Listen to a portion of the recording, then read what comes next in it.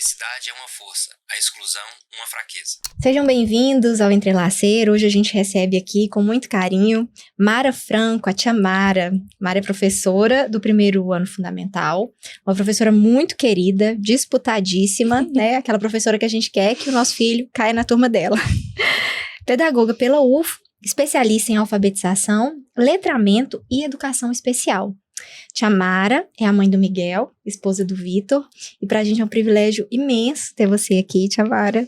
Estamos felizes demais para falar, né, de um tema tão sensível, que é a inclusão no ambiente escolar. Então seja muito bem-vinda, quiser contar pra gente um pouquinho da sua história. Eu quero primeiramente agradecer o convite, fico muito feliz. A inclusão é uma parte que me toca em vários lugares, né? Contar um pouquinho da minha trajetória, como que eu cheguei na educação e na inclusão. Eu escolhi o curso de pedagogia ainda quando morava em Tuiutaba, né? Comecei a cursar e minha mente era totalmente diferente do chão da escola, eu queria ir para a área acadêmica. Eu comecei a pesquisa sobre sociedade, trabalho e educação, e quando fui fazer o estágio obrigatório, né, na escola de aplicação da UFO já aqui em Uberlândia, me apaixonei pela alfabetização e me encontrei neste lugar, é onde eu amo estar, né? Eu falo que eu gosto até do cheiro da escola, do barulho da escola. Às vezes é um barulho que incomoda muitos, mas é um barulho que me conforta. E a inclusão, ela chegou dentro da minha casa, né? Eu tenho o filho Miguel, meu filho Miguel de 13 anos hoje, e nós fizemos investigações desde muito pequeno, alguns laudos errados, e até chegar, né, num processo muito longo de um laudo de déficit de atenção e disgrafia. E a minha dor começou aí, né, de passar por alguns profissionais que infelizmente não contribuíram tanto e trouxe algumas falhas assim, para o desenvolvimento dele. E a gente consegue ver alguns avanços, né, que nós vamos até comentar sobre isso, de dentro da escola, né, que bom que essas crianças estão chegando para nós.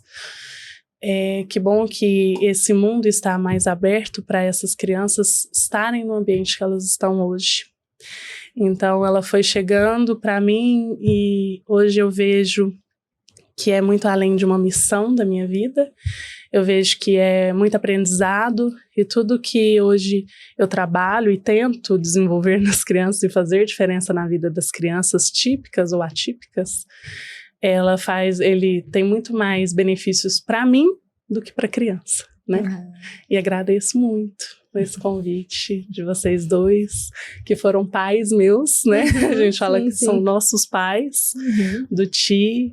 Fui muito feliz sendo professora dele, um fofo, e agradeço muito o convite. Muito bom, Mara. Isso que eu agradeço, Mara. Nós ficamos muito gratos, porque a gente entende que essa nova construção, né, que a gente tem observado de um ambiente escolar que favoreça, que acolha, é importante a gente ouvir o olhar de todos os envolvidos, sim, né?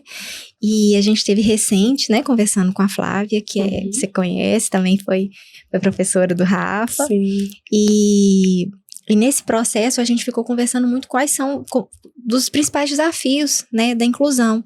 E um ponto que a gente sempre concordou muito foi que os professores, pelo menos na nossa experiência, né, sempre compravam muito não é bem comprar ideia, compravam eles vestiam a camisa, eles estavam totalmente envolvidos no intuito de ajudar o Lucas, né? O Ti não tem uma necessidade assim maior, né? Uma necessidade específica. E a gente sempre viu isso, que a gente era salvo pelos professores que apareciam na vida do Lucas. Sim. E você, né, com certeza é uma pessoa que também faz diferença ali dentro, mas a gente vê muito uma situação assim, o professor, por um lado, ele fica limitado naquilo que ele talvez poderia fazer mais pela criança, e ao mesmo tempo, com uma responsabilidade, um peso muito grande, porque ele é a pessoa que está, de fato, executando tudo aquilo que deveria ser feito. Contextualiza pra gente como que você tem visto, assim, esse lado, assim, Sim. né, de estar talvez muito pesados para os professores, ou se tem se tem exceções, como que você tem visto, assim, Mara? Sim. Eu estou há 8 anos, né, dentro da sala de aula e atuando como professora. E eu tenho visto, assim como eu assisti, né, no podcast da Flávia, que são pequenos passos, né, a favor da inclusão. Eu sou de uma época que eu estudei que ainda existia a PAI, né, onde existia essa segregação das crianças e das pessoas com qualquer tipo de especificidade, e vivi dentro já como professora essas crianças e essas pessoas vindo para dentro da escola regular, né? Eu acredito, eu consigo te falar muito sobre o papel do professor, né? Eu vejo que as escolas têm, sim, ainda, né, em pequenos passos, assim como eu disse antes, aberto mais a mente para isso e trazendo alguns cursos para nós, né, dentro das possibilidades nas semanas pedagógicas, né, que são poucos momentos, voltado para esse tópico, né, da inclusão escolar. Só que a gente ainda vê é como se fosse uma ponte muito grande ainda para a gente atravessar, né? E a gente dar essas mãos e chegarmos juntos até lá. Eu falo assim, de dentro dos meus colegas de trabalho mesmo ali, compartilhando como professora, eu ainda não tive um problema muito grande de desamparo, né? Eu não posso falar, nossa, eu fui desamparada, lutei sozinha, mas eu acredito que é uma responsabilidade, sim, muito grande, né? A gente acaba assumindo muitos lugares ali, desde o acolhimento, né, até o desenvolver o processo. Mas eu vejo também que, às vezes, não falando de todos, mas eu acho que é algo muito do professor ali dentro da sala mesmo, né? Então, assim, esse ano eu tô muito forte nessa questão dos documentos para a criança, né? Para uma criança atípica dentro da minha sala. Então, isso não vamos dizer que não era algo que deveria ser um papel tanto do professor, né? Mas, devido às demandas que eu tive nos últimos anos, eu falei, meu Deus, eu preciso ir atrás, eu preciso correr. Então, assim, quando eu precisei escrever o meu primeiro PDI, né, o PEI, eu fui sozinha e buscar e procurar e pesquisar, e aí chegar a ali, conversar com a escola e os meus superiores e acordar em um. E eu vejo que esse ano até isso tem evoluído um pouco. O que eu sinto é que existiam possibilidades de dar passos muito maiores. E às vezes não está acontecendo, né? Eu acho que é um mal de todos ali. Eu acho que é assim, né? Às vezes de uma gestão muito maior, né? Quando a gente pensa em governo, em Estado, aí a gente vai indo até chegar no próprio professor mesmo. Então, assim, as maiores dificuldades que eu vejo hoje em dia no trabalho como professora e tendo as crianças, né, atípicas dentro de uma sala, às vezes eu vejo do meu par ali, né, que tá próximo a mim. Que eu falo, nossa, por que não tá tentando? Por que não foi atrás? Por que não está fazendo? Então, é um mal porque eu falo muito que eu queria amar menos os meus alunos, porque eu sofro muito, às vezes, de ver algo que eu falo, não, peraí, não está ao alcance das minhas mãos, vamos tirar um pouquinho da cabeça. Mas eu vejo também que o papel do professor, dentro da sala de aula, ele acaba sendo muito exclusivo, né? Então, assim, existe também uma parte de trás, que é a gestão, mas ali no dia a dia é o meu olhar ali para aquela criança que eu vou falar, não, peraí, preciso desenvolver esse material, esse projeto, esse trabalho para essa criança, essa adaptação para essa outra criança, que às vezes não está tão ao alcance, né, da gestão, e eu acho que a gestão entra em um lugar desse de oferecer, né, eu preciso cobrar, eu preciso oferecer recursos para o meu professor estar ali trabalhando daquela forma. Eu acho que a inclusão, ela começa desde que você acolhe principalmente a família, né? Eu gosto muito de agendar quando existem casos de que eu já sei que vai ter uma criança com laudo, né, ou algo assim. Eu gosto muito de fazer uma pré-anamnese, né, como se eu fosse capacitada a isso. Claro que é. Mas para entender e acolher aquela família. Porque são famílias que às vezes chegam a mim, né, do primeiro ano. Primeiro é o medo. Se meu filho não aprender a ler, meu Deus, se meu filho não aprender a escrever, e agora? Meu filho vai ter que ficar sentado no lugar e ele não senta. Né? Meu filho precisa ir no banheiro, ele ainda usa fralda. Então, assim, acho que o primeiro movimento é o acolher, né? Você acolhe aquela família, você entende aquela criança. Existe uma preocupação, muito medo do rótulo, né? Ai, Tia Mara quer saber se meu filho é autista, Tia Mara quer saber se meu filho tem déficit de atenção ou qualquer outra especificidade. Não, eu quero saber como que foi o desenvolver dele até hoje para eu conseguir já chegar bem para aquela criança, né? Como que eu vou receber essa criança? Como que eu vou pegar aquela criança ali? Eu acho que a inclusão, ela está desde o acolhimento, né, dessa família, o acolhimento da criança e no desenvolver do processo. Aí eu, como professora, vejo que está muito voltado ao professor, né? Então, assim, eu não consigo ainda te falar que eu tive um problema muito grande de conflitos até hoje, né, nas escolas que eu passei, porque os recursos que eu precisei até hoje foram, né, mas como mãe, não. Então, assim, como eu vou, né, como eu falei do meu filho, ter um transtorno de déficit de atenção, que é algo ainda que não precisa de tantos recursos, que no caso dele é fazer uma prova separado, é ter mais tempo para a prova, né? Por conta da disgrafia. Às vezes o professor tem um olhar diferente para a produção de texto dele, né? Como mãe, eu já bati muito a cara no muro, já tive muitos conflitos. Então, assim, a ponto de sair, né, dessa calmaria que a gente tenta ter, né?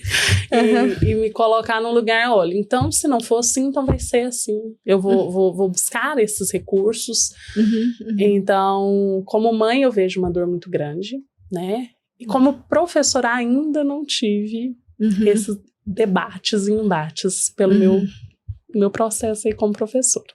Embora existam muitas dificuldades, mas eu acho que está em algo tão maior, tão mais alto que a gente, né, que essas questões da lei, né, que a gente escuta, ai, para que tanta lei que protege, para que uma lei que protege isso, né, no caso que você falou antes, não é mais lei da inclusão, né, não existe mais. Não tem talvez uma rotina de fiscalização, não tem uma estruturação para falar assim, vamos fazer essa etapa, depois vamos implantar essa etapa, para ir construindo essa mudança, né? Eu acho que a grande questão está exatamente aí, na falta de um olhar muito especializado para isso, né? Então eu pego um aluno ali no primeiro ano, desenvolvo um processo com ele que, nossa, tá bacana, tá funcionando, que legal, desenvolvemos tantas habilidades com essa criança, aí chega em um próximo ano, bate, e aí regride. Aí isso, né, isso sim é um trabalho lá da gestão que tem que ficar ali atenta a esse comprometimento, né, dos próximos anos. Eu acho que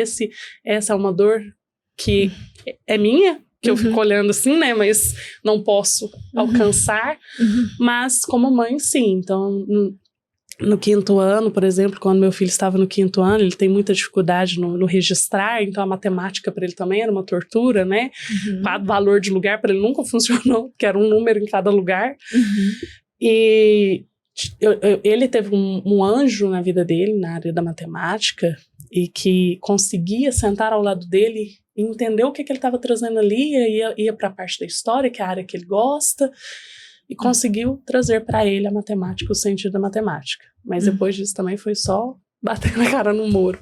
Então, não ter alguém específico ali para olhar, não, o Miguel, meu filho, o Miguel aluno, foi assim no 5º ano, foi assim no 6º ano, vai ter que ser assim no 7º, no 8º.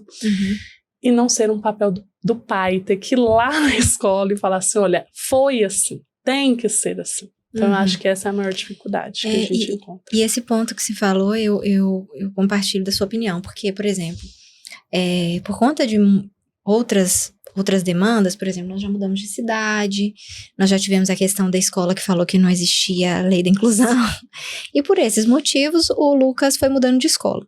E teve também a questão dele estudar antes em escolas que iam só até o Fundamental 1, então Sim. ele tinha que mudar de escola para o Fundamental 2. Então, como a gente não tinha um documento que acompanhava esse desenvolvimento dele, cada vez que ele chegava ou em outra série ou em outra escola, muitas vezes a escola até chamava a gente para conversar, mas ela não acreditava no que a gente falava. Então, ela falava assim, essa fala foi repetida inúmeras A vezes. gente perdia mais ou menos meio ano Falando pra assim, escola identificar. ela falava, nós vamos avaliar o Lucas, ok. Mas e aí? Essa avaliação vai demorar quanto tempo? 1, 2, 3 meses? Porque eu já tô trazendo um tanto de informação. Uhum. Mas as minhas informações, elas não são válidas. Por quê? Porque eu não sei o que passa na cabeça da escola, se a gente tá inventando, né? Se a gente tá super protegendo, né? Qual o critério que eles usam para isso? Mas aí a gente vai patinando no desenvolvimento educacional, porque aí a gente vai vendo que a criança, ela não tem não tem consistência ali, o que ela vai conseguindo evoluir, porque o autismo, para mim, para a realidade da nossa família, sempre foi uma montanha-russa mesmo. Ele aprendia as coisas, depois ele esquecia. Uhum. Ele aprendia, depois ele esquecia. Então, assim, quando ele era pequenininho, eu lembro que ele aprendeu a contar até 50. Aí, passou um tempo, ele esqueceu. Ele não estava conseguindo contar até 10. Aí, voltou e a gente... Então, assim, aí imagina essa questão dele associada a uma não continuidade escolar. Uhum. E isso foi a gente ia ficando meio revoltado com isso. Com certeza. Porque você se sente assim, quem vai resolver isso? Como mãe sozinha, como pai sozinho, é muito difícil lutar. Sim. Porque a instituição, ela tem mais força. Uhum. E como a Flávia disse, né, nós não vamos parar, é o que eu pensei. Falei, não dá mais pra fingir que tá tudo bem. Sim. Né? Uhum. Mas a gente vem de uma sociedade, a gente estava conversando isso antes aqui de começar, Mara, que eu achei legal, que aconteceu com a gente essa semana, né, Gu?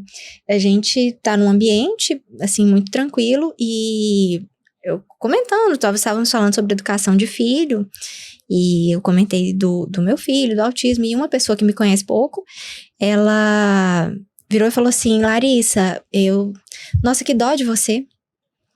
Nossa, muita dó de você, porque ter filho já é difícil. Imagina você com um filho com necessidade especial. Eu olhei assim e falei, não me vejo digna de dó, né? E assim, uma coisa que eu penso muito é isso.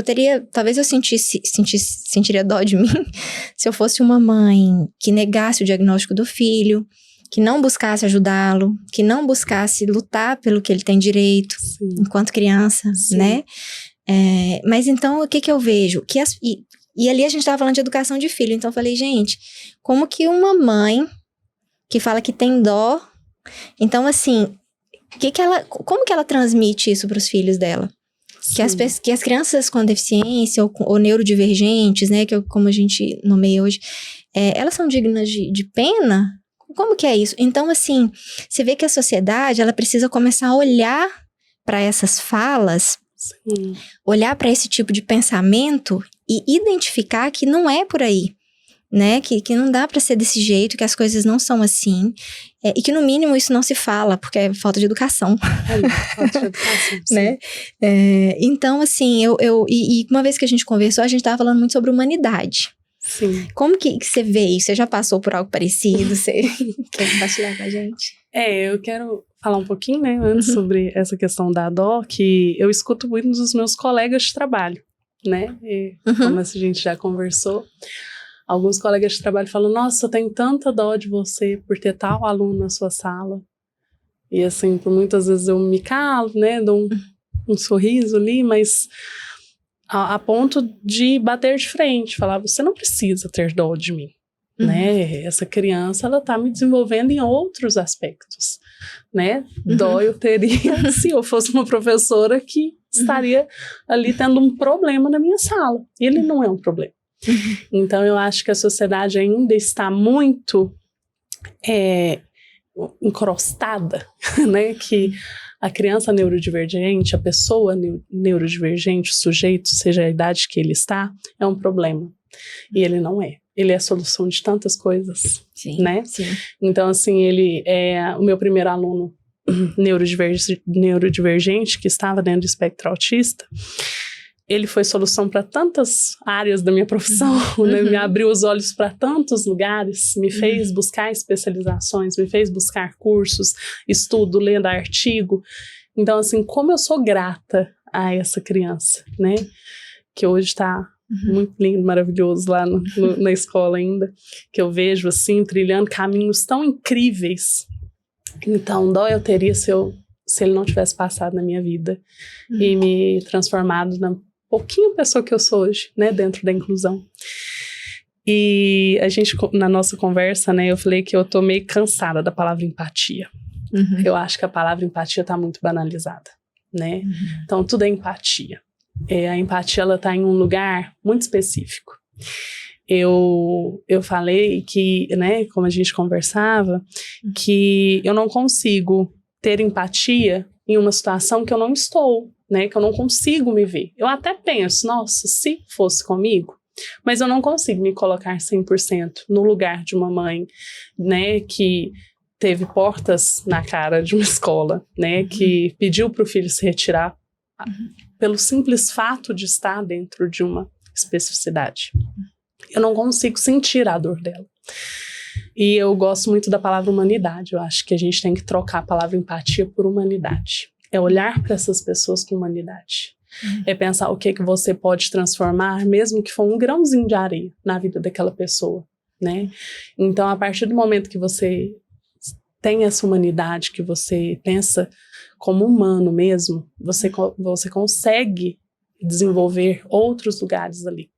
Porque a empatia, ela tá muito estampada aí nos outdoors e nos Instagrams da vida, né, nas redes sociais. Mas que empatia é essa? Que lugar é esse que você vai se colocar no papel de mãe, enquanto às vezes a criança não dorme por uma semana, por alguma desregulação, né? E isso acontece com muita frequência. Então eu não consigo me colocar, não consigo 100% me colocar no lugar dessa pessoa. Então eu acho que as pessoas têm que pensar muito mais. Vamos ser humanos, vamos pensar com humanidade, vamos pensar em aquele ali é meu par, aquela pessoa ali é o meu irmão ali, que eu preciso ajudá-lo de alguma forma, seja ajudando o filho, né, que aí diretamente eu vou ajudar o pai, seja ajudando o pai de alguma forma, ou mesmo a criança, né, eu que lido com a criança especificamente. Então, assim, quando um pai chega para mim e fala assim, eu não sabia do que meu filho era capaz, né, até me emociona um pouco, e você me mostrou que o meu filho era capaz, isso para mim vale muito mais. Do que me colocar no lugar daquela mãe. Então eu acho que a humanidade, ela está muito presa a rótulos, né, a palavras de efeito, a frases de efeito, e sem muita atitude, né? A gente tem que agir, a gente tem que parar de postar no Instagram e agir. Vamos agir aqui dentro da minha sala, vamos agir ali dentro da gestão, vamos agir ali na porta da escola, né? Porque às vezes eu falo muito que a minha maior dificuldade enquanto na inclusão é muito mais com os outros alunos do que com aquele. Porque eu preciso trabalhar com aquelas outras crianças para entender, não é nem aceitar, que ele tá ali. Então, é entender como que funciona ali. Então, assim, é ver uma criança que no começo do ano fazia até uma carinha meio que de nojo, né? Por às vezes uma criança atípica babar, né? Cuspir e fazer alguns movimentos assim que causa, né, um estranhamento, no fim do ano tá ali, pega um papel e vai lá e ajuda a limpar, né? Porque aquilo ali é você tornar o outro humano, né? A gente estava falando de Paulo Freire, eu acho que ele fala muito sobre essa educação humanizadora, né? A gente tem que estar ali pensando no ser humano, no sujeito que tá ali junto com a gente, né? E sem ficar pensando que eu vou pregar uma palavra ali que, na verdade, eu não coloco em prática no meu dia a dia. Então, por isso que eu tenho um pouquinho de ranço, vamos dizer assim, da palavra empatia.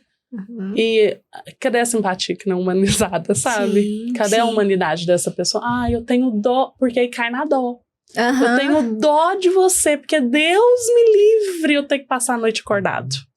Eu tenho dó de você porque você tá com dor de cabeça, porque seu filho teve uma ecolalia muito grande essa noite. Uma crise, Então, né? assim, é porque aí cai nesse lugar de dó e isso me incomoda demais, né? Então, assim, são os olhares.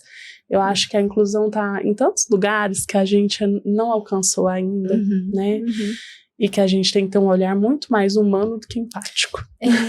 E eu sempre acreditei muito numa situação que era assim, antes, era muito comum a gente ter outras pessoas que tinham um filho com autismo leve ou com maior suporte e tudo, mas que muitas vezes não queriam falar sobre o que era. E eu, antes de ter o meu filho, eu não entendia. Depois eu entendi, por causa do rótulo. Então, algumas pessoas preferem assim, já que ninguém percebe, vamos deixar quieto. E tá tudo certo. Só que eu nunca, pra mim isso nunca funcionou, porque eu sempre pensei assim, gente, as pessoas precisam entender. As pessoas precisam ouvir para elas saberem como é que a gente se sente, porque senão elas não vão fazer, elas não vão entender por que elas têm que mudar. Sim. E então eu sempre quis muito trazer esse tema, assim, tentar. Então, assim, na família eu sempre tentava falar. Lógico que muito tempo ninguém acreditava. O pessoal falava que não tinha nada, que aquilo era uma coisa da minha cabeça. Tá procurando cabelinho ovo. Né? Mas assim, eu e o Gustavo sempre assim, com muita união ali, a gente buscou o que era melhor pro nosso filho, sem assim, falei, gente, quem tá aqui, na verdade, na linha de frente, não somos nós. Sim. Então, vamos fazer o que a gente acredita, né? E com o tempo, as pessoas foram entendendo. E demorou assim, demorou que eu falo assim, demorou, sei lá, 5 anos, 6, 7 anos, pra pessoa falar, nossa, agora eu entendi, agora eu tenho consciência. E essa pessoa que tem consciência, quando ela encontra uma situação, eu tenho uma tia que é pediatra, e ela fala isso, né, ela fala hoje o tanto que ela tem um olhar diferente pro autismo. Muito mesmo, mas por quê? Porque ela viu a trajetória. Ela entendeu que uma família passa. Então, isso muda. E quantas pessoas ali ela não consegue influenciar? Sim, nesse sentido, né? Sim. Então, eu acho que a gente tem que trazer, a gente tem que falar, a gente tem que explicar. Porque quando você fala da escola, eu fiquei pensando muito nisso. Numa sociedade que não tem, que culturalmente ainda tem muitos altos e baixos com relação a preconceito, inclusão em vários âmbitos, em vários aspectos. Você começar uma transformação, aí você chega numa empresa, que a escola é uma empresa, e aquilo ali não tá evidente, que aquilo é uma cultura da escola, que aquilo tá dentro dos valores da escola, aquilo não é vivido assim de uma forma... Porque quando a coisa precisa ser desenvolvida, a gente tem que ir com muita força em cima do que precisa ser desenvolvido. Então, por exemplo, se eu estiver precisando desenvolver um aspecto da minha empresa, eu tenho que ir com muita força em cima dele, para depois que ele crescer e estiver no mesmo nível dos demais, falar, não, agora a gente pode ir, né? Então, eu acredito muito que a inclusão precisa desse olhar e dessa força para que essa mentalidade mude, porque é na escola que isso vai acontecer. Sim. As famílias vão lutar, mas quem é que costuma falar? Acho que é um gestor aqui de Uberlândia, que ele fala que a vida acontece na escola. Que muita coisa acontece. E realmente, quanto tempo da vida a gente fica ali? Fica mais... Acordada, a gente fica mais tempo na escola do que em casa, assim, se a gente, as crianças, principalmente as crianças que são no período integral, né? Então, elas se socializam na escola, ela aprende com os pares, ela aprende por meio da imitação, ela está ali aprendendo valores na escola, lógico, né, que valores familiares, lógico que vai aprender ali dentro da casinha, mas eu acho que o aprender ali, lidar com situações, é no ambiente escolar, né? Não tem como. Mas a sociedade está em constante transformação, mas pelo que a gente está conversando aqui, o que é? Até os profissionais, você falou no seu histórico de vida com o Miguel, que teve alguns erros, que isso acabou tendo um atraso. E o que acontece? A gente também já teve com ótimos profissionais que naquele momento eles falavam, melhor você não falar nada. Por quê? Porque se você falar, eles não vão executar com ele da mesma forma que executa com os demais, neurotípicos. Sim. Então, o que ele falava assim? Não fala, porque senão aí eles vão deixar ele de lado. Eles não vão nem tentar o melhor dele. Só que depois até esses profissionais mudaram de ideia.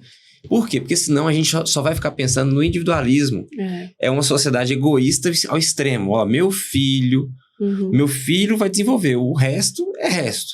Só que no final das contas, se ele for médico, engenheiro, advogado, dentista, ele vai prestar serviço para quem? Talvez para aquele colega dele, Sim. que é naquele momento minoria, mas você sempre precisa do outro. Você sempre vai prestar serviço ou vai vender um produto para o outro. Então, de que adianta você ficar isolado? Porque isolado você não vai crescer, você não vai conseguir desenvolver. Então, na verdade, assim, também teve essa mudança de chave na nossa cabeça para falar o seguinte, agora, se a gente também não esclarecer as outras pessoas, tentar revolver essa cultura, né? Que todo mundo tem que andar com crachá, o idoso tem que andar com crachá, porque senão uma pessoa que não é idosa vai parar na vaga dele. Porque nossa sociedade é assim, nossa sociedade tem N leis, nossa legislação é exaustiva porque a gente não tem cidadania. Porque em país que tem cidadania não precisa de legislação dessa forma exaustiva igual tem no Brasil. Igual não precisaria para inclusão. Todo não dia precisaria de lei. Todo dia vai criar uma nova lei. Por isso. quê? Porque, olha, por exemplo, a lei da inclusão, né? Sim. Tem a assistente, mas a assistente não tem a qualificação que assistente, a lei não consta isso. Aí tem que regulamentar, aí não regulamenta. E aí fica uma lei incompleta. Sim. E aí fica aquele samba terrível, porque o professor acha aquilo, a escola acha aquilo. E no início, muitos pais são orientados a não falar para ele não ter a matrícula negada. Então, assim, também se cria com o diagnóstico várias incertezas na cabeça dos pais. Então, essa incerteza deixa a pessoa que já está com um turbilhão na cabeça. Acabou de ter um diagnóstico. E agora ele vai ficar assim, nossa, mas será que meu filho vai ser aceito em alguma escola? Que é a primeira coisa que a gente pensa. Sim, com certeza. Entendeu? Então, assim, aí vem aquela ansiedade de poder aceitar ou não. Então, imagina, a lei fala que você não pode negar a matrícula. Vaga, né? Sim. Mas, é igual eu falo, eu sou advogado, o pessoal fala, mas por que você não processa? Eu falo assim, eu vou processar a Larissa pra casar com ela? É um ambiente que ele vai estar todos os Tem que ser uma coisa harmônica. Eu só vou onde que a pessoa quer meu filho. Sim. Eu não vou ficar visitando uma pessoa e falar assim, não vem aqui mais. Então, assim, isso é uma coisa legalista, mas isso não é uma coisa que funciona para a vida da minoria. Sim. Mara, fala pra gente um pouco sobre essa questão dos profissionais. O que você, né, na experiência com o Miguel, o que te ajudou, o que não ajudou? Porque também, como a gente fala aqui, que as escolas a gente acha as ilhas de amor, que são as professoras, os profissionais. E para a família também, que vivencia essas situações com os filhos, a gente também acha as ilhas de profissionais, né? Sim. Porque a gente vai no profissional, fala, não, esse aqui não vai dar certo. Não dá certo. Procura outro, vai outro, e tudo tem custo. Tanto que a gente brinca, os pais autistas, dá um filho autista e tem que dar um pote de dinheiro do lado, porque tudo tem custo, e a gente sempre busca o melhor pro filho da gente, mas não é fácil psicologicamente, emocionalmente e nem financeiramente, né, Mara? Sim, com certeza, com certeza. Eu falo muito com meu filho, né? Hoje ele tá maior e eu deixo muito claro isso pra ele. Eu falo, Miguel, é algo que ele já tá cansado disso, né? Então, pra ele não precisa mais fazer prova separada. Esse ano ele falou com a coordenadora, deixa eu fazer junto com meus amigos, eu quero fazer. E aí a gente chegou em um acordo que vamos tentar, mas dar essa consciência também dos custos que isso traz, não só financeiro, como mental também. Porque, assim, são profissionais que passam na nossa vida que a gente fala, meu Deus, vamos tentar trazer esse profissional como aprendizado do que eu nunca mais vou aceitar, né? Eu, como mãe, passei, sim, por muitos profissionais que me deixaram muito mais preocupada do que confortável, né, onde meu filho está, não só dentro da escola, mas dentro das clínicas também, porque meu filho faz terapia desde que começou os períodos de teste, e eu vejo muito isso também ali, né, no próprio ambiente escolar. Eu acho que se tem uma palavra que a gente pode trazer para esses profissionais é estudo, né, porque a gente aprende muito com a prática. Nenhum documento me fala como que é o aluno X e o aluno Y, que está dentro de um diagnóstico. Nenhum.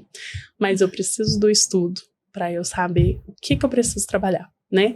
Quando a gente traz esse CID-11 aí, que entrou em vigor agora em janeiro, eu escutei de alguns pais, nossa, mas não sei para que foi tirar, né? Nível 1, nível 2, ficou muito mais confuso. Ficou muito mais esclarecedor, né? Porque a gente fala, eu falo assim, às vezes eu tô em conversa com algum colega de trabalho meu, eu falo assim, existem vários níveis dentro de um nível. Então, agora o CID-11, ele vai esclarecer, né? Dividindo ali nas até o 6, até o 5, né? As etapas, e depois o X e o Y. E aí ele veio trazer das dificuldades se a criança tem uma questão cognitiva ou se ela tem uma questão verbal, e vai especificando muito bem. Então, assim, tá muito claro, teoricamente, para nós, né, profissionais. A gente tem que buscar essa clareza, né? E essa questão ali do dia a dia, da prática, do desenvolver, eu acho que essa questão muito do olhar pro indivíduo, né? Então, quando eu falo sobre o rotular, é o capacitismo. Ele é autista, ele vai chegar só até aqui, né? Não, ele tem síndrome de Down, ele só chega até aqui, não vai passar disso aqui. Não, peraí. Então, vamos ver o fulano, até onde ele consegue. Quais são os estímulos que eu tenho que dar para ele. Porque, às vezes, a criança B está ali dentro do mesmo diagnóstico e ela tem outras percepções do mundo. Então, eu acho que como profissional, assim, em busca desses profissionais, tanto clínico quanto institucional, eu acho que tem muito essa falha, né, coloca dentro de uma caixinha engessada, é isso aqui, é isso aqui, é isso aqui, né, a gente vê uma quantidade de PIs, de PDI sendo copiado, Ctrl-C, Ctrl-V, e a gente fala, não, mas peraí, não é um PDI, isso aqui não é um plano de desenvolvimento individual, isso aqui é um planejamento que eu faço no meu dia a dia e entrego para minha coordenadora semanalmente, que eu vou trabalhar na sala e não com o indivíduo. Então, eu acho que está faltando esse olhar individual para o sujeito, independente dentro do laudo que ele está. Eu acho que a gente tem que olhar mais, porque eu, como mãe, vi, né, muitas coisas acontecendo. O Miguel tem déficit de atenção. Só. Toma um remedinho que passa. Por que você já não começou com a medicação? Meu Deus, como eu fui julgada pela essa medicação, né? Que todo tem efeito colateral, que você não sabe qual vai ser do seu filho. Né? Então, assim, não é fácil medicar. Então, assim, foram 12 anos da vida do Miguel sem medicação e procurando todas as terapias possíveis até chegar na medicação, e que eu quis por uma questão hormonal, né? E pensando nesses efeitos colaterais. Então, eu já ouvi de muitos profissionais, de muitos coordenadores do Miguel, dá um remedinho, que aí você não vai ter mais problema. Então, assim, não, peraí. Então, é um olhar muito... Nos Estados Unidos, o pessoal medica Ritalina com 8 anos, criança. Por quê? Mas é uma sociedade sempre voltada para que o indivíduo não atrapalhe tanto o coletivo. Sim. Então, lá eles não têm receio de medicar, mas não tem essa visão do indivíduo. Não tem. Então, assim, eu tenho crianças que chegam para mim, aí o pai fala, não, toma tantos remédios. Eu falo, peraí, 6 anos, 5 anos, calma aí, vamos conversar. Vamos pensar em uma nova avaliação, com novos profissionais. Porque é isso, eu quero encaixar a criança. Aí cai no que a gente conversou. Sobre a inclusão, ou fazer parte daquele lugar ali. Porque é muito fácil eu incluir essa caneca em um armário de taças, né? Mas eu consegui fazer que essa caneca faça parte daquele lugar ali. Então, assim, é muito fácil eu colocar uma criança autista dentro de uma sala. Desde que eu feche os olhos para ela, viro as costas e continuo dando a minha aula ali para todos, né? Da mesma forma. Até porque dentro da alfabetização ninguém aprende como ninguém. Igual a ninguém. Ninguém. Então, a gente tem uma alfabetização que eu tô com uma criança que às vezes lê muito bem, fluente, ela consegue olhar aqui e ler. Outra criança que ainda não consegue nem reconhecer as letrinhas, mas que aquela criança que não reconhecia sai às vezes até mais avançada que a outra, né? Pensando em níveis de leitura. Então, se eu já tenho esse olhar, como que eu vou pensar que uma criança neurodivergente está ali dentro da minha sala e eu não preciso ter um olhar inclusivo para ela? E o que é a inclusão? Né? Então, a inclusão é eu pensar como que aquela criança vai desenvolver ali naquele espaço. Não é eu ter 5 alunos atípicos dentro de uma sala. Não é eu ter 3 alunos, 2 suportes, mas os profissionais de suporte estão ali fazendo, colorindo por ele, né? Às vezes com o mesmo material ali em cima, sem um documento que vai levar ali para o 2º ano para mostrar o que ele desenvolveu no ano anterior. Então, eu falo que é muito fácil colocar. O difícil é fazer a diferença ali, né? Que é a inclusão também. Então, a a gente tem também que ter esse olhar do incluir, não é só colocar a criança ali para dentro da sala e fechar a porta. Né?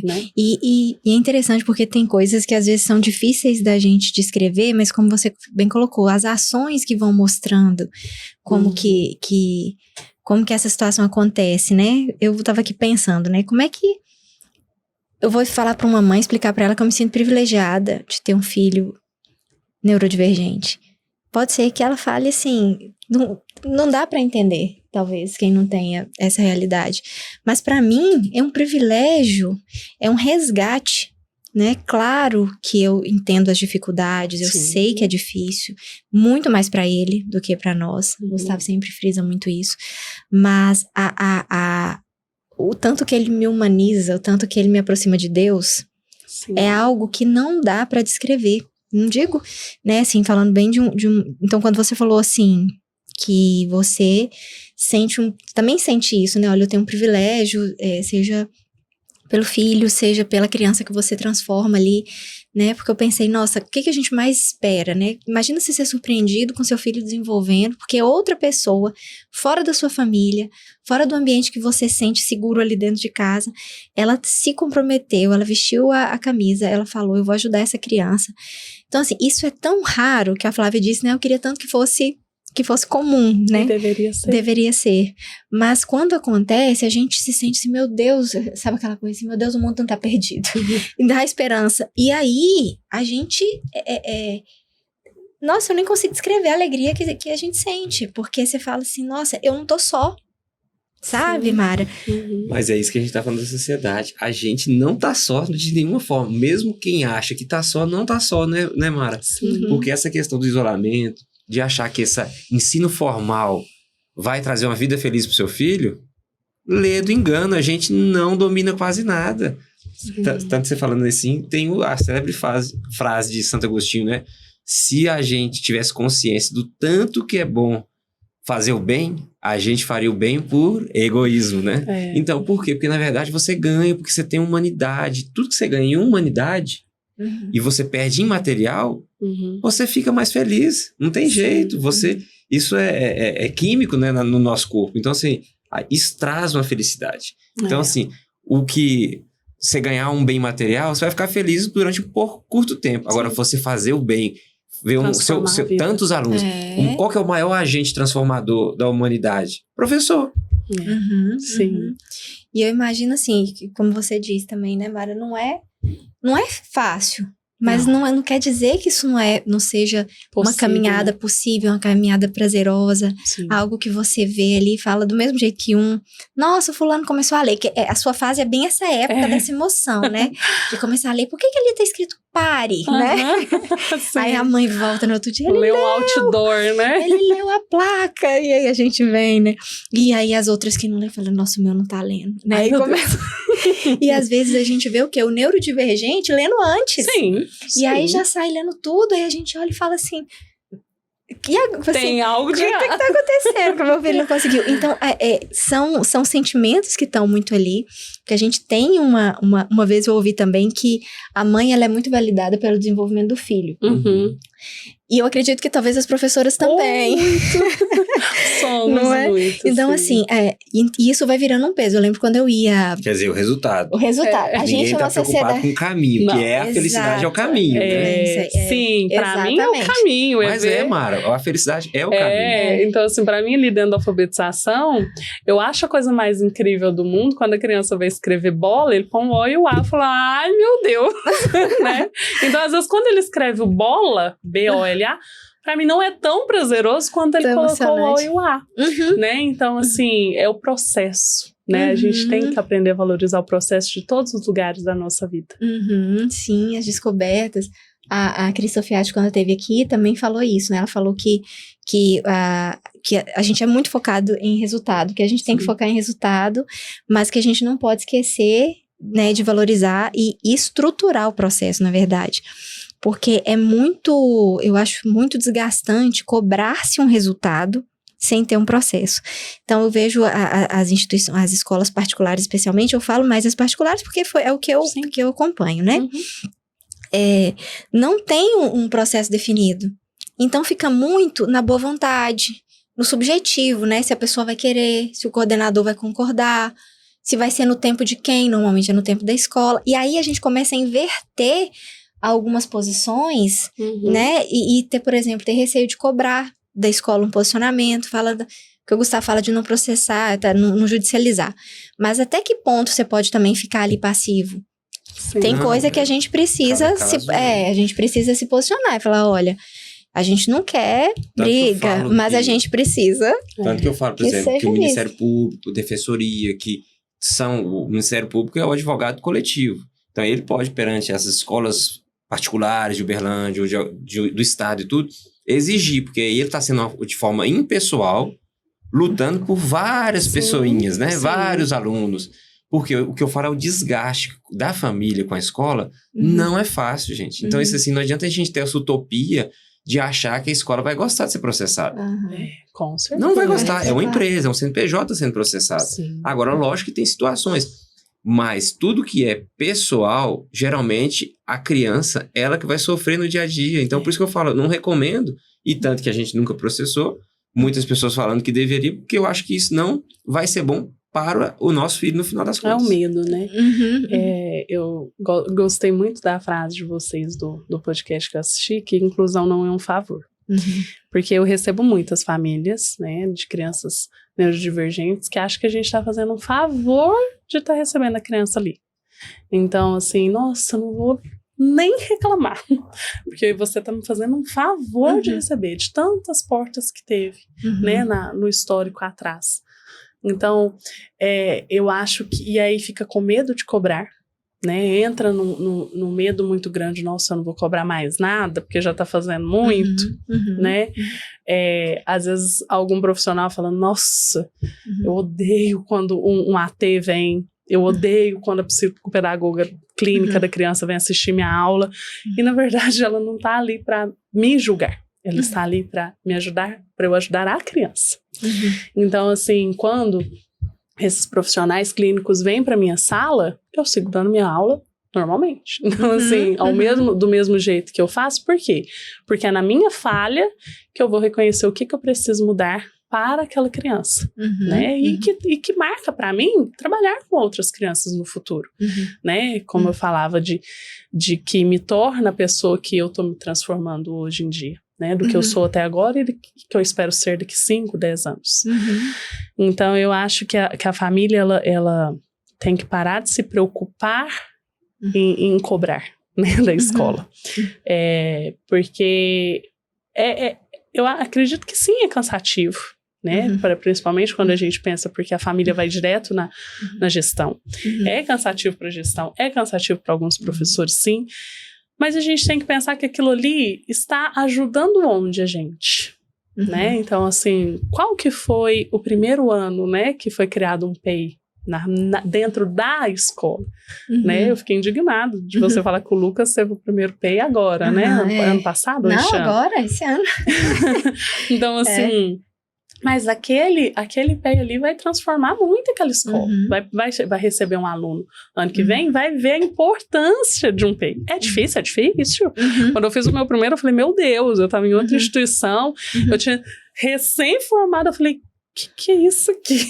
Eu não sei nem escrever essas palavras, meu Deus do céu, né? E peguei a turma meio assim no meio do processo. E aí, quando eu precisei escrever novamente, né, no ano passado, eu falei, nossa, tão mais esclarecedor para mim. E esse ano eu tô tão mais esclarecida sobre a importância e a função daquele documento. Então, eu acho que a família tem que parar de ter medo de cobrar e a escola, a instituição, ela tem que parar de achar que é problema, que quando o pai cobra é um problema. E não. Então, assim, é parar de pensar que é egoísmo. Não é só pro filho dele. Né? Lógico que ele está ali pelo filho dele. E o profissional que está auxiliando lá também, ele está trabalhando. Então, assim, todo mundo está prestando um serviço ao outro. Isso que eu falo. Então, assim, todo mundo aqui, vocês estão prestando serviço de educação, né?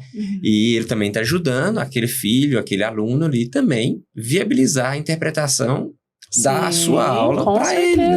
E para toda a sociedade, né? A gente pensa assim na sala de aula, que é o meu ambiente de trabalho, que é onde o filho de vocês está, mas assim, a gente pensa até dentro da nossa própria casa, como você falava da sua família. Né, da sua tia que é pediatra e já teve um outro olhar. O meu marido, quando a gente começou a se conhecer, ele tinha algumas piadinhas que eu olhava pra ele assim, né, de ai, retardado. Ai, nossa, doente da cabeça, né? Nossa, que louco. Bem comum. E aí eu falava, não é assim, para com isso, não é desse jeito, a gente não usa isso como um xingamento. Fala que a criança tem problema. Tem problema, né? As pessoas falam, fulano tem problema.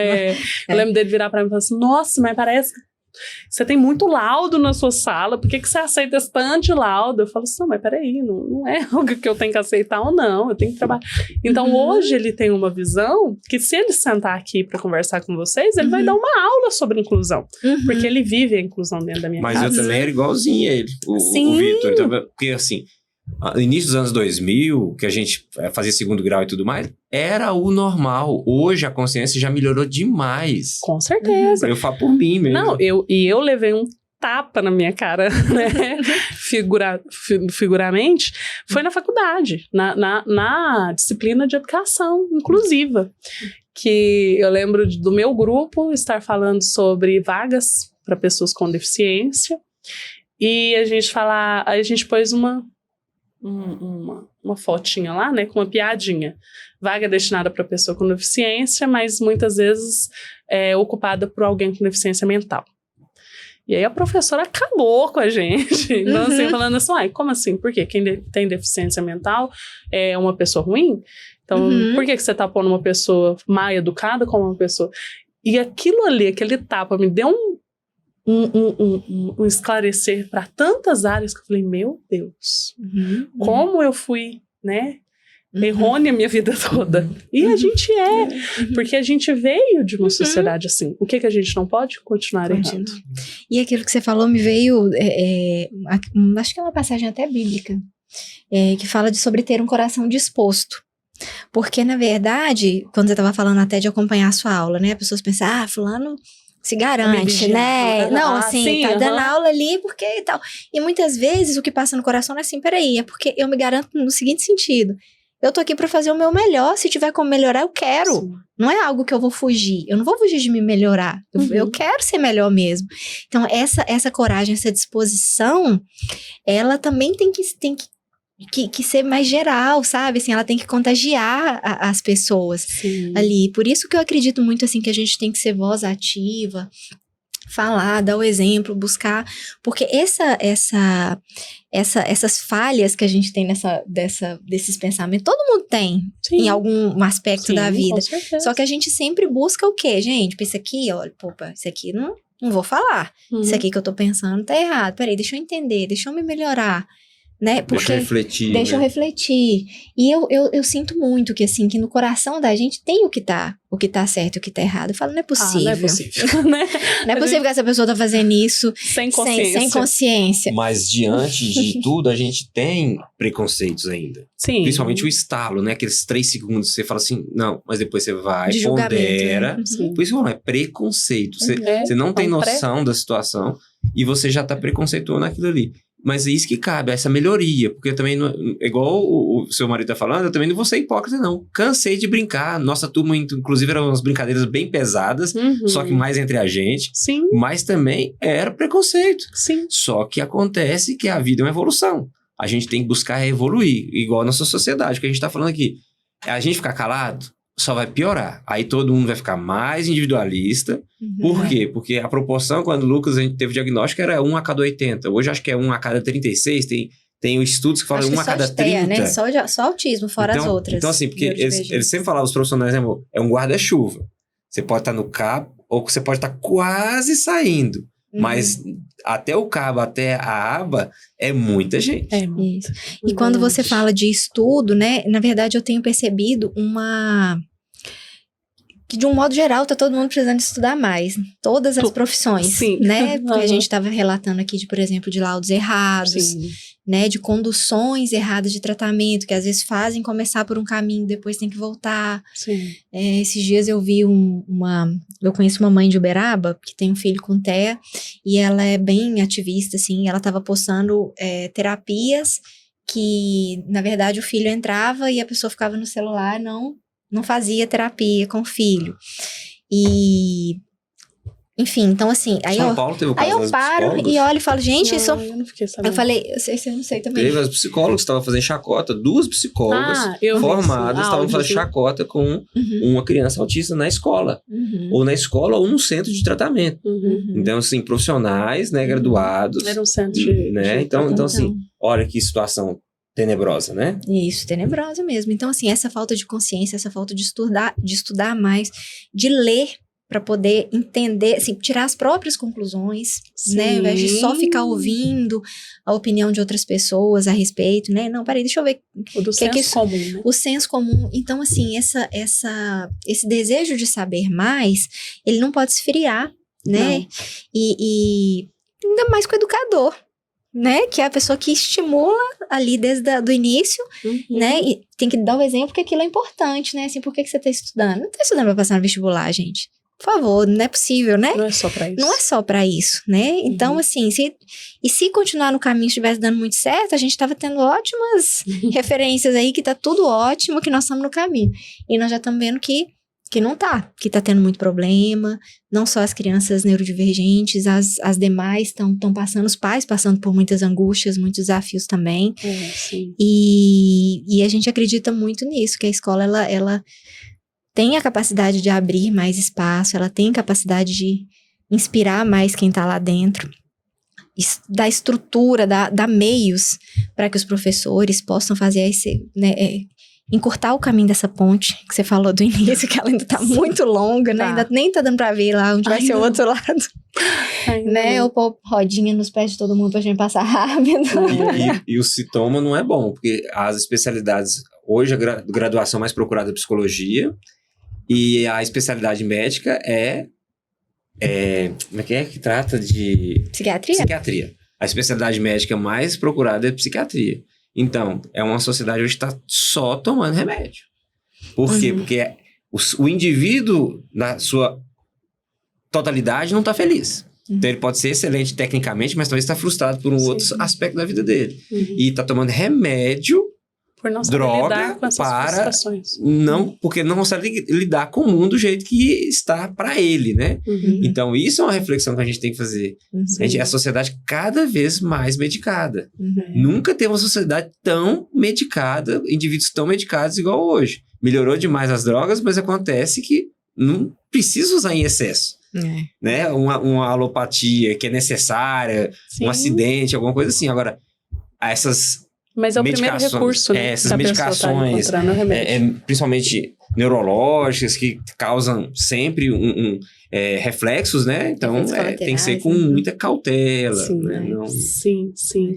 A gente, dentro da escola, eu como profissional, assim, eu vejo às vezes a medicação muito mais como um dificultador do que como um facilitador.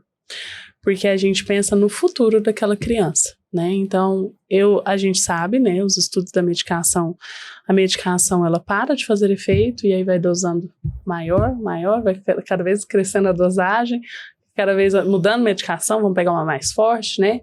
Pensando aqui no meu filho, que é na parte da atenção, então ele tá com uma medicação que é a Ritalina, que é uma das mais fracas dentro de todas as que tem hoje. E eu já ouvi de profissionais falando, não, mas se não começar a não fazer mais efeito, aí você muda para outra, vai mudando. E assim, qual o momento que essa criança ela vai ser treinada para trabalhar sem essa medicação? Né? Então, eu falo só da medicação da atenção, mas a gente fala aí das medicações que controlam a hiperatividade, que é dado para muitas crianças dentro do TEA, que essas são medicações que dopam a criança. E que às vezes é visto como um facilitador, porque é muito fácil, a criança tá ali, né? Só quieta, calada, sem nenhuma estereotipia, sem nenhum movimento, não levanta, não dá o trabalho, né, que a gente tem na sala de aula. Mas como que vai ser o futuro daquela criança ali, né? Quais as perdas neurológicas que ela tá vendo? A gente sabe que um dos principais malefícios que a medicação tem é a quebra descontrolada de neurônios, né? Dessas medicações controladas. E aí entra na sociedade que a gente já está hoje, né, de pessoas cada vez mais medicadas, pessoas que não estão aguentando frustrações, pessoas que chegam na faculdade, né, e estão o tempo todo medicada ali, porque não aprendeu a lidar antes, porque a primeira opção foi a medicação. Então aí entra de novo na questão de um profissional, né, eu já fui um médico com meu filho, e um neuropediatra, e ele saiu da primeira consulta com uma receita amarela. Meu filho tinha 5 anos. E peraí. Se eu não tivesse uma consciência, pequena consciência que eu tinha na época, e uma família que me apoiava demais, eu lembro da minha irmã e comigo, ela fala assim, rasga essa receita, que raiva dessa receita. E você comprometida com o seu filho, que é o principal, né? Então, assim, eu falei, meu Deus, né? Então, quantos pais que acham que vai ser o primeiro recurso? E aí dá a medicação, a adolescência medicação, a vida adulta medicação, e cada vez mais medicações mais fortes, e que não ajudam uma estruturação ali, uma maturação de cérebro importante, né? A gente sabe que o cérebro do sujeito, ele é formado até os 21 anos de idade, e pode até mais. Então, cadê essa maturidade? Foi aquele filme Clique, né, do Adam Sandler, clicou e foi. Então, não teve a maturidade ali que precisou, né? Então, é um mal do século, eu acho que é um mal da década. Mas né? Mara, a gente estava até conversando sobre isso. Ninguém querer se frustrar. Porque a gente, eu tô com 41, Larissa também, a gente, graças a Deus, não tinha muita frustração, mas muito mais do que os nossos filhos atualmente. Então, assim, não quer ter problema. Não tem como. Então é só não nascer. Todo mundo tem todo problema. Mundo tem problema. Sim. Ou um ou outro. Vai mudar o tipo de problema, mas todo mundo tem problema. Então não adianta a gente querer se enganar. E né? viver um mundo imaginário, né? Que a gente controla. Nossa, são borboletas e flores. A gente tem que cada vez mais fazer essas ligações.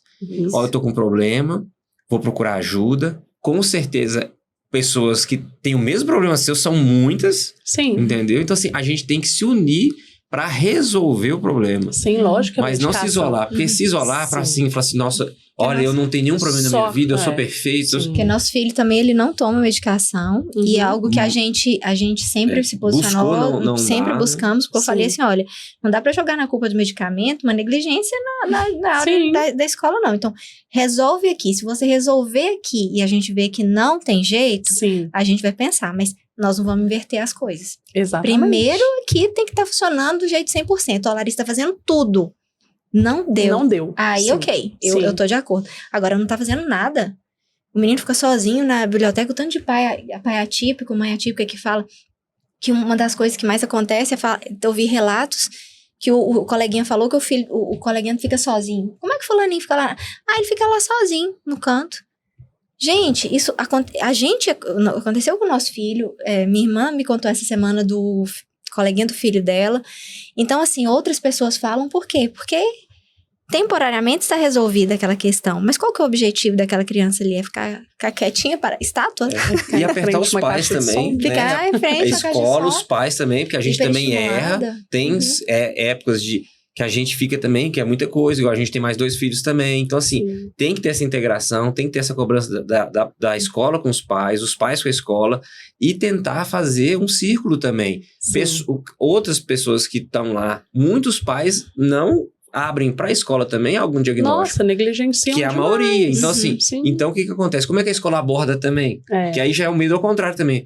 Nossa, mas eu vou abordar? Será que eu vou abordar? Porque, nossa, eu acho que eu tenho que abordar, porque a situação aqui já tá uma situação grave. Então, a gente tem que ser sincero, largar de ser hipócrita, porque se a gente ser hipócrita, não vai resolver o problema. Sim.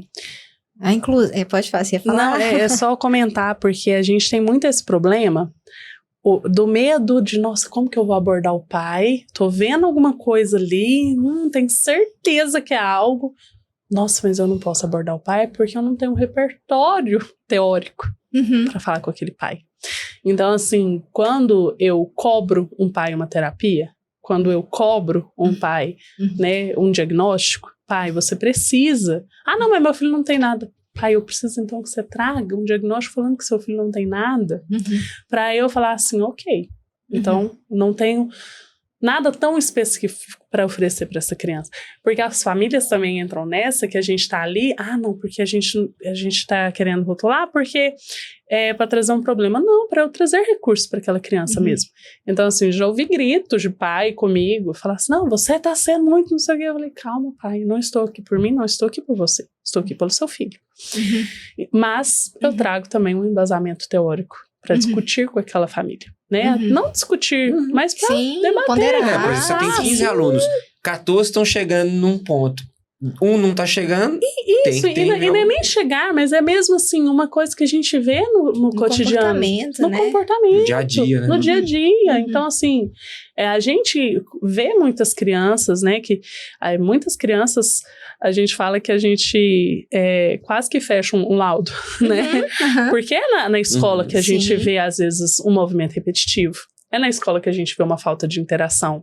O estalar da seletividade alimentar, né? Que nossa, mas meu filho comia tudo. Por que ele não tá comendo nada agora? Não, e nós pais só temos relato de um, Mara. Você tem de vários. Sim. A amostragem é imensa. Então, assim, é entender que é uma parceria. Então, à medida que o pai, ele...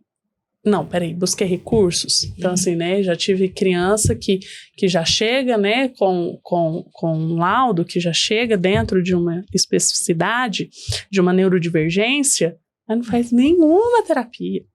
E aí também, vem uma cobrança da escola que quer que um pozinho de mágica, né? Então, assim, a gente tem que ter uma parceria. Mas eu, enquanto professora, a escola, enquanto, né, instituição, tem que falar assim, olha, nós precisamos por conta disso. Não é só para colocar um crachá na sua criança. Sim. E ignorar não resolve nada. Não resolve. Só piora. Eu falo como homem, que eu não gosto de muito de médico. Mas se eu tiver alguma coisa... não vai sumir porque eu não vou de médico, né? Com certeza. Nós homens, geralmente, a gente não gosta muito de ficar igual. Mulher não, mulher, atenção é o seguinte, surgiu alguma coisa diferente, já vai examinar, geralmente. Se não tiver nada, vai também. Mas homem já não Mara, estamos caminhando aqui para finalizar nosso episódio. Lindo demais. E pensei aqui numa mensagem que você gostaria de deixar pra gente, seja do que você espera do futuro da inclusão, o mundo que você espera pro Miguel. O que você poderia deixar pra gente? Sei que tem um coração tão grande, né? Tão generoso e que realmente transforma a vida de todo mundo que passa por você, assim, sabe? A gente vê no olhar. Gente, a Mara chora quando troca a turma. Eu sofro porque a conexão, ela é muito forte, ela é muito intensa ali, muito verdadeira, né? Então, como pais, não é à toa que a gente sente um privilégio, né? Dos filhos poderem passar um ano da vida com vocês. Bom seria que fosse igual na Alemanha, que fica 8 anos com a mesma professora. Acho que 14, parece. Acho que eu vou começar a dar aula na Alemanha, porque eu sofro. E eu queria fazer que Mara fizesse uma reflexão também pra gente, o seguinte, que só a maioria que realmente vai transformar a minoria. Porque nós, todo mundo que participa, vivencia uma minoria, a gente só tá tentando ter voz. Mas a transformação, com certeza vai ser dos neurotípicos, seja lá quem for. Vai ser da aceitação e desse crescimento junto da maioria com as minorias. Porque a gente não tem como, e também a gente não quer prejudicar a maioria. A gente só quer ser inserido, igual você falou. Numa cristaleira de taças, tem uma caneca. A caneca tem sua utilidade também. Sim. Entendeu? Sim. Então, assim, o importante é isso. Todos podem ser utilizados de forma prática e benéfica para essa sociedade como um todo, né? Sim. Enquanto profissional, eu peço muito que os meus colegas de profissão busquem conhecimento teórico, mas também que sejam mais humanizados, né? Que entendam que essas crianças, né? No caso, a minha área de profissão das crianças, eles não são um problema. Eles são soluções de muitas coisas da nossa vida. E que se a gente der a mão um pro outro, parar de ter dó do meu coleguinha de trabalho e pegar na mão do meu colega de trabalho e aprender com o meu colega e ensinar para o meu colega, nós vamos atravessar essa ponte muito mais rápido, né? É o querer, eu acho que é o coração disposto, né? E a humildade, eu não sei. Então, assim, eu não sabia lidar com uma criança síndrome de Down até eu ter uma criança síndrome de Down. Então, é ser humilde, né? É ser humilde a aprender, é ser humilde a entender que um profissional clínico está ali para te ajudar, né? E entender que aquele estudo ali não é só para aquela criança. E, assim, para a sociedade, eu tento passar isso muito para o meu filho e para todos os que estão no meu meio, né? Ter um coração mais paciente, né? Entender que seu filho está estudando com uma criança neurodivergente, que ela vai, às vezes, passar por uma situação mais delicada. O seu filho vai presenciar situações mais delicadas. E criar esse amor dentro do coração. Porque eu acho que é a palavra, né? É amor. É pensar com amor da pessoa que está ali ao seu lado. Não pensar que aquele amigo do seu filho está incomodando ele. Né? Então, seja dentro da escola, seja numa fila de supermercado, seja no shopping, né? Então, eu acho que a gente precisa ter um coração mais disposto, a mesma palavra, um ego mais humilde, né? A gente entender que a gente erra e que a gente aprende com o erro, mas a gente tem que estar aberto a entender que a gente erra muito. E estuda, gente. O estudo, ele abre muitas portas na nossa vida. Muitas portas. Então, assim, se especialize, procure, busque texto, seja um vídeo, um podcast que você escuta ali no seu foninho, enquanto você lava uma louça, enquanto você deita, né? Eu acho que transforma a vida de tantas pessoas que você não consegue mensurar, né? E acredite no seu potencial. Por muitas vezes eu desacredito de mim mesma, né? Eu já tive situações que eu saio da sala falando, não tem nada que eu vou transformar na vida das crianças, não tem nada para eu fazer na vida dessa criança. E, meu Deus, como eu transformei e ela me transformou, né? Então, abra seu coração, eu acho que é isso, ter um coração disposto. Mas agora você deixa um recado para quem te fez, a família, chegar aqui, a pessoa que você é hoje. Quero agradecer primeiro ao meu filho, que foi a minha maior luta, e é a minha maior luta diária, e acho que pro resto da minha vida. Agradecer ao meu marido, que me ajuda, assim, todos os dias, que escuta os meus desabafos, e até o meu silêncio, que ele entende até o meu silêncio, às vezes quando eu chego estafada, né, e nesse lugar de que eu não vou conseguir.